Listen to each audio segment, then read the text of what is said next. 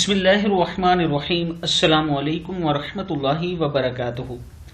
عابد راجہ channel کی طرف سے آج میں اپنے دوستوں کو حضرت عمر خطاب رضی اللہ تعالی عنہ کے دور کا ایک واقعہ بتاؤں گا۔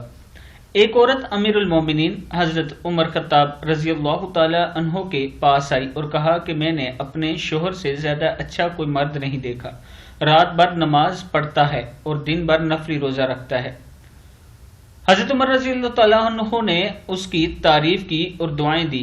عورت شرما کر واپس جانے لگی تو عمر رضی اللہ تعالیٰ عنہ کے ساتھ بیٹھے کعب رضی اللہ تعالیٰ عنہ جو بصرہ کے قاضی تھے، انہوں نے کہا کہ دراصل اس عورت نے آپ تک اپنے خاوند کی شکایت پہنچائی کہ آپ اس کے شوہر سے اس کا حق دلائیں۔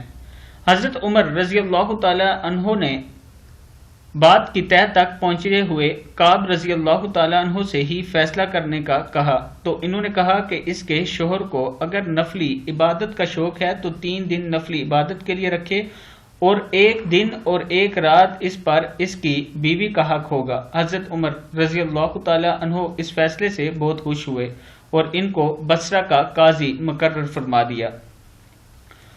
تو اس واقعے سے ہمیں پتہ یہ چلتا ہے کہ عورت کا بھی حق ہوتا ہے۔